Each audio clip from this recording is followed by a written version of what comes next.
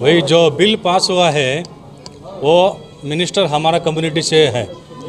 उनको हम ये आग्रह करते हैं कि जो आप निषेध किया है काऊ स्लॉटर को, आप एक्सपोर्ट क्यों नहीं बैन कर रहे?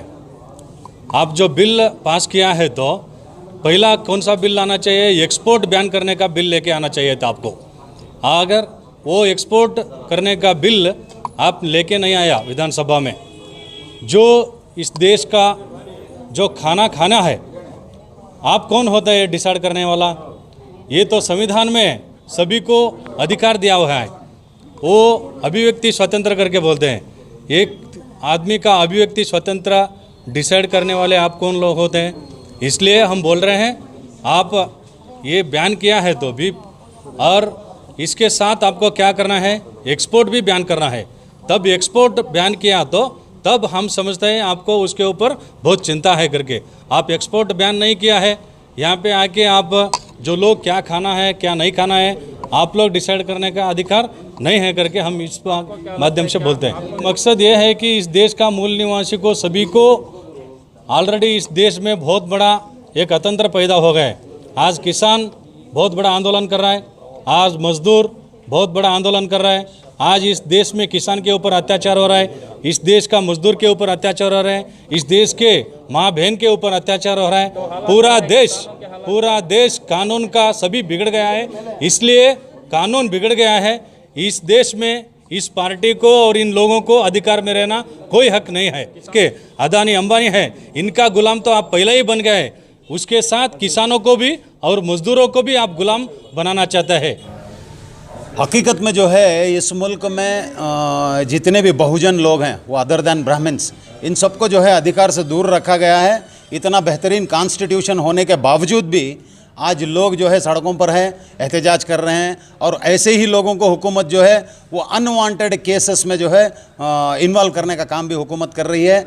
इस सब को लेकर हम लोगों ने जो है सेव कॉन्स्टिट्यूशन सेव डेमोक्रेसी इस नाम पर जो है तमाम यहाँ के दलित और फार्मर्स तंजीमें जितने भी हैं उन सब को लेकर हमने जो है एक बहुत बड़ा एहतजाज का प्लान किया हुआ है। आने वाले 26 तारीख को जो है इंशाल्लाह बेंगलुरु बंद होने के एतबार के हिसाब से भी बहुत बड़ा प्रोटेस्ट किया जाएगा, जिसमें ये हुकूमत ने जो है ये कैटल स्लॉटरिंग बिल जो बनाई है, ये हकीकत में हुकूमत का कोई एक्सपर्ट नहीं था उनके पास, बिना किसी एक्सपर्ट के राबते के इन्होंने जो है बिल पास की है। इसमें सबसे बड़ी एक परेशानी ये है 13 साल की भैंस को जो है, मुझे नहीं मालूम होगा उसको बर्थ सर्टिफिकेट नहीं होता। अब इसमें हमारा डिमांड जो है हुकूमत को क्या चाहिए, 13 साल की भैंस को वो खुद काटे, स्लाटर हाउस बनाए, जितने भी हमारे कुरैशी बरादरान के लोग हैं इनका काम गया है उनको गवर्नमेंट नौकरी दे। गवर्नमेंट नौकरी देने के बाद वो जितना भी गोश्त बनाएंगे ना उसको रेशन डिपो में वो अगर उपलब्ध कराएं तो लोग हम जो है पैसे देकर वहाँ पर रेशन कार्ड के साथ हम लोग जो है वहाँ से गोश्त ले लेंगे। वो रहा सवाल उनकी माता की सुरक्षा, हमारी भी जिम्मेदारी है।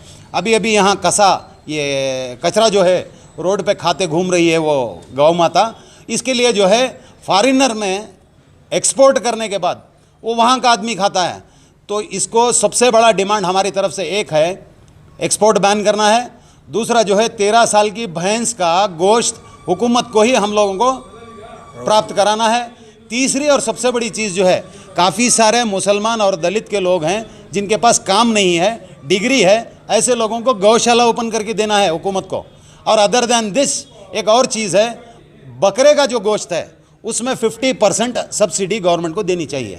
ये सब कॉन्स्टिट्यूशनल राइट्स हैं, ये लिविंग राइट टू फूड इसके तहत आता है। अगर आपको मेरे गाय खाने से या फिर बैल खाने से अगर आपको ठेस पहुंचता है तो चलो मैं आपको साथ देता हूं, 50% मुझे जो है बकरे के गोश्त पर सब्सिडी चाहिए। ठीक है, और 13 साल की भैंस मैं ढूंढने मुझे मेरे पास वो सर्टिफिकेट नहीं है ना, बर्थ सर्टिफिकेट है। अब वो मालूम होना रहा तो इनोज जो है रेशन डिपो में ले लगा को दे दी है 13 साल की भैंस है कर को। मैं डॉक्टर भानु प्रकाश हूँ, एक न्यूरोसर्जन हूँ। हज़ारों साल से आर्यन मनुवादियों ने हमारे ऊपर गुलामी की है। ये गुलामी चल रही है, ये भयोत्पादन चल रहा है, टेररिज्म है मनुवादियों का कि एक एक बिल लाओ और हर एक जनता को रोड पे लेके आओ, और बाद में उनके ही घुसपैठी है, आरएसएस के किसान संघ है, और वो आएंगे साथ में और बोलेंगे हम मांडोली करेंगे, हम उसका कमेटी बनाएंगे, और उसको दबाने की कोशिश हो रही है की तरफ से। और ये जो बीफ भी एक्सपोर्ट, बीफ भी अभी बीफ खाने के भी ये बंद किए। ये बिल लाए हैं, बीफ कोई भी नहीं खाना। ये बीफ खाने का छोड़ने का ये हमारा हक है, ये इनका हक नहीं है। ये कौन होते हैं बीफ बैन करने वाले? आपको अगर बैन करना है तो आपको आपके ऊपर खाली आपको खाली ये गाय के ऊपर क्यों ज़्यादा प्यार है? आपको भैंस के ऊपर रहना है, आपको मछली के ऊपर रहना है, आपको मुर्गे के ऊपर रखो, आप बकरे के ऊपर रखो। क्या यही दिख रहा है क्या आपको? ये गरीब लोगों की खाना है, आज ये सस्ते में मिलने वाला है, आज ये लोग खाते हैं, हम लोग खाते हैं। ಏನು ನಾವು ತಿನ್ನುವಂಥ ಆಹಾರದ ಮೇಲೆ ಅವರು ದಾಳಿ ಮಾಡ್ತಾ ಇದ್ದಾರೆ, ಅದು ಭಾರಿ ಮಹಾಪಾಪ. ಅದು ಇವತ್ತು ನಾವು ತಿಂತೀರಿ ಅಂತ ಹೇಳ್ಬಿಟ್ಟು ಗೋಹತ್ಯೆ ಮಾಡಬಾರ್ದು ಅಂತ ಹೇಳ್ತಾರೆ. ಕೋಟ್ಯಾಂತರ ರೂಪಾಯಿಗೆ ನೀವು ಎಕ್ಸ್ಪೋರ್ಟ್ ಮಾಡ್ತಾ ಇದ್ದೀರಲ್ಲ, ಅದನ್ನ ಯಾಕೆ ನೀವು ಬಂದ್ ಮಾಡ್ತಾ ಇಲ್ಲ? ನೀವು ಲಕ್ಷ ಗಟ್ಟಲೆ ಟನ್ನುಗಳು ಹೊರಗಡೆ ದೇಶಕ್ಕೆ ಹೋಗ್ತಾ ಇದ್ದಾವೆ. ಅದನ್ನು ಯಾರು ಪ್ರಶ್ನೆ ಮಾಡೋರು? ಎಲ್ಲಿ ಹೋಗಿದ್ದಾರೆ RSSನವರು, ಎಲ್ಲಿ ಹೋಗಿದ್ದಾರೆ BJP ಅವರು, ಎಲ್ಲಿ ಹೋಗಿದ್ದಾರೆ ಶ್ರೀರಾಮ್ ಸೇನೆಯವರು? ಅದನ್ನು ಯಾಕೆ ನೀವು ಅಡ್ಡ ಆಗ್ತಾ ಇಲ್ಲ? ನಾವು ಎಲ್ಲೋ ನಮ್ಮ ಹೊಟ್ಟೆ ಪಾಡಿಗೆ ನಾವೊಂದಷ್ಟು ಊಟ ಮಾಡ್ತೀರಿ ಅಂತಂದ್ರೆ ಊಟನ ಕಿತ್ಕೊಂತೀರಲ್ಲ ನೀವು ಎಕ್ಸ್ಪೋರ್ಟ್ ಆಗೋದ್ರನ್ನ ಕೂಡಲೇ ಬಂದ್ ಮಾಡಬೇಕು. ಈಗ ನೀವು ಗೋಹತ್ಯೆ ನಿಷೇಧ ಮಾಡ್ತೀರಿ ಅಂತ ಹೇಳ್ತೀರಲ್ಲ, ಬೇಕಾದ್ರೆ ನಾವು ಒಪ್ಕೊಳ್ತೀರಿ. ಆದರೆ ಹೊರಗಡೆ ದೇಶಕ್ಕೆ ಹೋಗ್ತಾ ಇರೋದನ್ನ ಬೀಫ್ನ ಕೂಡಲೇ ಬಂದ್ ಮಾಡಬೇಕು. ಇವತ್ತು ಇಲ್ಲಿ ಮಾತ್ರ ನಿಮಗೆ ಏನದು ಗೋಮಾತೆ ಅಂತ ಹೇಳ್ತೀರಿ, ಹೊರಗಡೆ ದೇಶದವರು ನಿಮ್ಮ ಗೋಮಾತೆನ ಕೊಯ್ಕೊಂಡು ತಿಂತಾರಲ್ಲ, ನಿಮ್ಗೇನು ಅನ್ಸೋದಿಲ್ವಾ? ನಿಮ್ಮ ತಾಯಿನ ತಿಂತಾ ಇದ್ದಾರಲ್ಲ, ನಿಮಗೇನು ಅನ್ಸಲ್ವಾ? ಧೈರ್ಯ ಇಲ್ಲ ನಿಮಗೆ? KG ಹಳ್ಳಿಯಲ್ಲಿ ಇವತ್ತು ಅರೆಸ್ಟ್ ಆಗಿರ್ತಕ್ಕಂಥ ಅಮಾಯಕರು ಅವರು ಸತ್ಯಶೋಧ ಸಮಿತಿ ಅಂತ ಹೇಳ್ಬಿಟ್ಟು ಒಂದು ಆಗಿದೆ.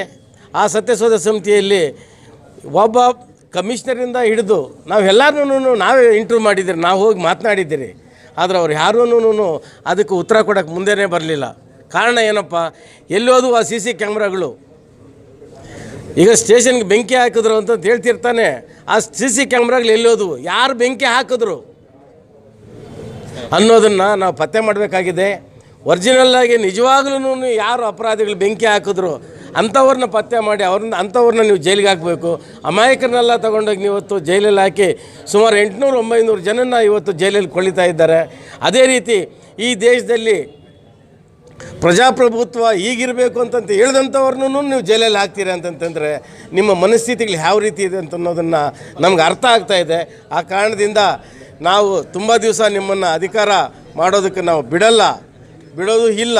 ನೀವೇನು ಮಾಡಿದಿರೋ ಅದನ್ನೆಲ್ಲನೂ ನಾವು ಅಧಿಕಾರಕ್ಕೆ ಬಂದ ಮೇಲೆ ನಾವು ವಜಾ ಮಾಡ್ತೀರಿ ಅಂತ ಹೇಳ್ತಾ ನಾನು ಮಾತು ಮುಗಿಸ್ತೀನಿ.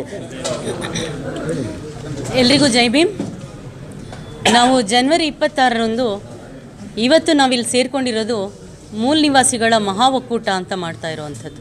ಒಂದು ಎಲ್ಲ ಕರ್ನಾಟಕದಲ್ಲಿರುವಂಥ ಎಲ್ಲ ಸಂಘಟನೆಗಳ ಮೂಲ ನಿವಾಸಿಗಳು ಯಾರ್ಯಾರಿದ್ದಾರೆ ಎಲ್ಲರೂ ಅವರ ಹಕ್ಕುಗಳನ್ನು ಪಡೀಲಿಕ್ಕೆ ಎಚ್ಚೆತ್ಕೊಂಡಿದ್ದೀವಿ.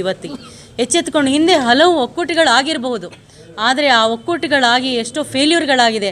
ಅದರಿಂದ ಹಲವು ಪಾಠಗಳನ್ನು ಕಲಿತು ಇವತ್ತು ಒಂದು ಮಹಾ ಒಕ್ಕೂಟವನ್ನು ಫಾರ್ಮ್ ಮಾಡಿದ್ದೀವಿ. ಮಹಾ ಒಕ್ಕೂಟದಿಂದಾಗಿ ನಾವು ಇದನ್ನು ಖಂಡಿಸ್ತೀವಿ ಮತ್ತು ಮೂಲ ನಿವಾಸಿಗಳಾದ ನಾವು ಈ ದೇಶವನ್ನು ಕಾಪಾಡುವಂಥ ನಮ್ಮ ಹಕ್ಕು, ಈ ದೇಶವನ್ನು ಕಾಪಾಡುವಂಥ ಪರಿಸ್ಥಿತಿಗೆ ತಂದಿದ್ದಾರೆ ಅಂದರೆ ಈ ದೇಶದ ಅಲ್ಲದೆ ಅವರು ರೂಲ್ ಮಾಡ್ತಾರೆ ಅಂತ ಅರ್ಥ. ಅದಕ್ಕಾಗಿ ಅವರು ರೂಲಿಂಗ್ ಬಂದು ಇವತ್ತು ನಮ್ಮನ್ನು ಪ್ರಶ್ನೆ ಮಾಡ್ತಾಯಿದ್ದಾರೆ. ಅವರು ರೂಲಿಂಗ್ ಬಂದು ಇವತ್ತು ನಮ್ಮ ಐಡೆಂಟಿಟಿನ ಕೇಳ್ತಾಯಿದ್ದಾರೆ, ನಮ್ಮ ಒಂದು ಆಹಾರವನ್ನು ಕೇಳ್ತಾಯಿದ್ದಾರೆ. ಅನೇಕ ರೀತಿಯ ಒಂದು ವಿ ನೆವರ್ ಎಕ್ಸ್ಪೆಕ್ಟೆಡ್ ಅಂಥ ಒಂದು ಶಾಸನಗಳನ್ನು ತರೋದ್ರ ಮೂಲಕ ಜನನ ಭಯಭೀತಗೊಳಿಸಿದ್ದಾರೆ. ಈ ದೇಶದ ಭೂಪಟವನ್ನೇ ಅರಿಯುವಂಥ ಮತ್ತು ದೇಶದಲ್ಲಿ ಅರಾಜಕತೆಯನ್ನು ಸೃಷ್ಟಿ ಮಾಡುವಂಥ ಒಂದು ರೂಲಿಂಗ್ ಕ್ಲಾಸ್, ಒಂದು ರೂಲಿಂಗ್ ಗೌರ್ಮೆಂಟ್ ಬಂದಿದ್ದರಿಂದಾಗಿ ನಮಗಿಂಥ ಒಂದು ಪರಿಸ್ಥಿತಿ ಒದಗಿ ಬಂದಿದೆ. ಅದಕ್ಕಾಗಿ ಈ ಕರ್ನಾಟಕದ ಮೂಲ ನಿವಾಸಿ ಮಹಾ ಒಕ್ಕೂಟ ಜನವರಿ 26ನೇ ತಾರೀಕು ಫ್ರೀಡಮ್ ಪಾರ್ಕಲ್ಲಿ ನಾವು ದೇಶ ನಮ್ಮದು, ಸಂವಿಧಾನ ನಮ್ಮದು, we are the origin of this country. ಈ ದೇಶ ನಮ್ಮದು. ಈ ದೇಶ ನಮ್ಮದಾಗಿರ್ತಕ್ಕಂಥವ್ರು ನೀವು ಬಂದು ಈ ದೇಶದಲ್ಲಿ ನೀವು ಏನಾಗಿದ್ದೀರಿ ಅಂತ ಕ್ವಶನ್ ಮಾಡೋದು ಎಷ್ಟು ಗ್ರೇಟ್ ಇನ್ಸಲ್ಟ್ ಅದು.